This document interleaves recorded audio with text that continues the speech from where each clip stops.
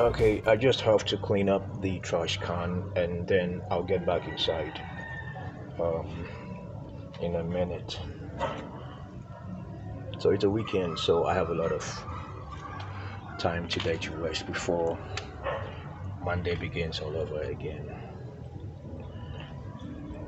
And yesterday was a tiring day because I had a lot to do. I barely went out from my room yesterday because I was working nearly all day yesterday. And by evening, I was really, really tired. But I hope today will be a bit relaxing for me because tomorrow is Monday and we start the weekend. I mean, the weekly stress all over again. Okay, so what I wanted to talk about today was how was it like to live in Ghana, and it's not too bad. It really depends, like everything else. It depends on your financial situation, I guess, because if you live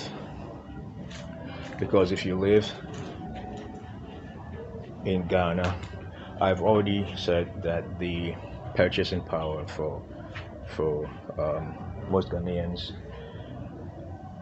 the purchasing power for most Ghanaians is rather low because incomes are really low in this country.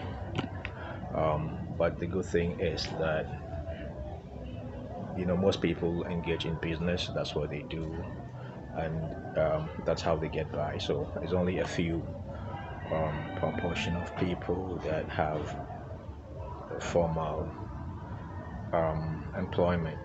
Okay, so the unemployment situation is really high according to statistics, but you don't really feel it. What you feel is that people get by doing their own business, and I recommend that if you want to live in Ghana, that's what you should be thinking about. You should be thinking about setting up your own business, and that's the best way to really survive in Ghana. So, and like I said, it depends on your financial position. If you have a lot of money or not too much money really, because the income levels are low, and so the general living cost of living is also very, very low. That means that if you have, let's say, a few dollars or a few, if you earn a few, let's say about even $300 a month can get you by comfortably in Ghana. Okay, you'll be able to afford your basic needs, food, water, cheap rent, and you'd be okay if you're a single person. That is, okay. If your family earning about $500 would be okay for a family of about four. So that's how it is in Ghana. You can afford a place that's decent because where I live, I think it's not a very um, I would say it's not a very um, let me show you. Problem that I have with um, living here is that you have the streets being untarred. It's untarred, and that's the problem because you have um, unpaved streets in residential areas, and that's particularly bad because it raises a lot of dust, and I don't think that at this particular point in time people should have unpaved streets in residential areas. But you can see from what I'm showing you that that's exactly that's exactly what's happening where I live, and so, but it's not bad really. Apart from that, it's a decent area, and you can afford to live in a decent area. Then there are lots of places that have paved streets, and so that is not really a problem. What is important is that you can afford to rent or to buy a house, and I'll tell you that buying a house in Ghana is not too bad but most people prefer to build their own houses in Ghana because that tends to be cheaper, and you can really get the quality that you want because you're doing your own thing basically. And so that's what I recommend. The only problem with there's a motorbike on the street. So luckily for this area, I've said that you can see that we have is not paved. Our road is not paved right in front of the house, but luckily for I just woke up. My face is a bit groggy. Okay. Yeah. So what was I saying? Yeah. So I was saying that the problem with getting your own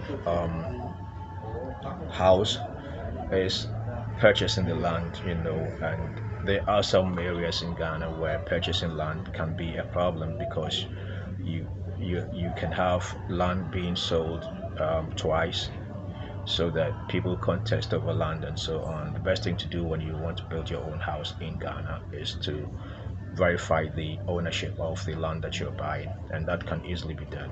What used to happen in the past was that people weren't doing that, so they would just buy the land, have the documents that from the person they purchased the land from, and proceed to build their house without checking and rechecking the ownership of the land. So that has been a problem in the past. These days, the awareness has improved to the extent that people are very much aware that land litigation and all of that can be avoided if they simply check the ownership, the true ownership of the land they are purchasing.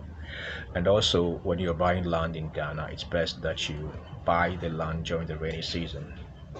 Okay, because there are swampy areas that do not look swampy when it's the dry season. At this moment, we are in the dry season, and so it's difficult for potential buyers to really know the quality of the land they're buying, and sometimes you can be able to tell whether the land is good for building, even in cities. But it's best to do that during the rainy season when you can be sure, when you can be really sure that the land that you're buying is safe. And so that's the only problem. And then when you acquire the land, you can so what you see on the street is basically these guys that haul, that's the kind of work they do. These people usually come from the upper part of West Africa, Niger and other countries, Mali, and there are many of them in Ghana. They haul luggage with the truck this guy was pulling, if you hope that you saw it. Alright, so that's basically it. And yeah, the sun is coming up. It's probably 7 o'clock in the morning. Yeah, so that's it. So when you're able to acquire your own land in Ghana, then yeah, the sun is shining in my face. Okay, so when you're able to buy your land in Ghana, then you can build your own house, and you have to be present. The only thing is that you have to be present when you're buying your land. So it's best that you be present when you're building your land. So what I would say is that basically buy land in Ghana, verify the ownership of the land that you're buying, and then be present whilst the construction is ongoing, so that you can really monitor the building of your land. Things concerning the quality and the safety of the material that you have bought with your hard-earned cash. Okay, basically that's it. Okay, so I'm gonna be going back inside because it's I was washing the trash can, and I think I'm done. Okay, let me go just grab the trash can, bring it out from the washroom. That's our external washroom. So we hardly use it though.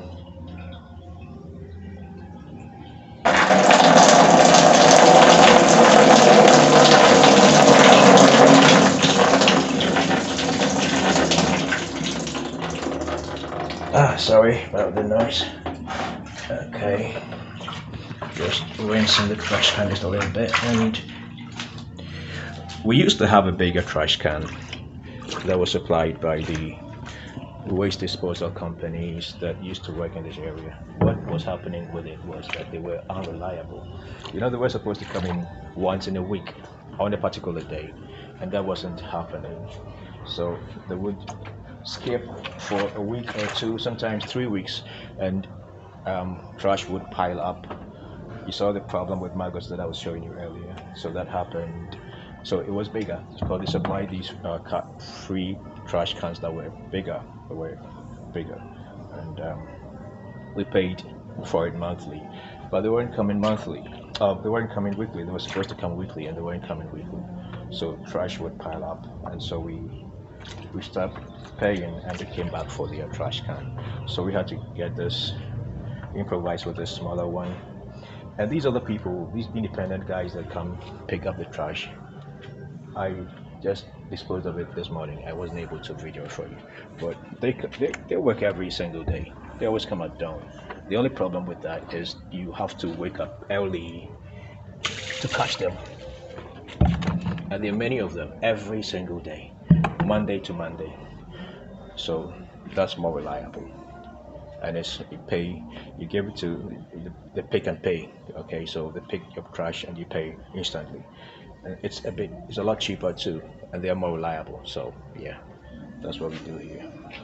So in Ghana we do have trash disposal companies that work all over the cities, here in Accra too, but like I said, mostly they are not reliable. um, they are not consistent, so it's best to rely on these guys that push their tricycle trash trucks. What do you call it? I don't know what they call it. And that's what we do. Okay. In a month, we could spend about 30 cedis paying for trash. 30 cedis is how many dollars is that? I think it's some cents. I'll probably calculate it for you. Okay, I'm done. Just cover this up. I've got to spray inside of it just a little bit to discourage the flies because I'm not really scrapping, so.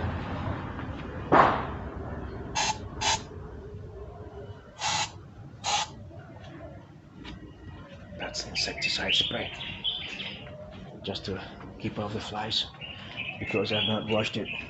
Scrap it with soap. Let me just cover it up and away we go. Okay.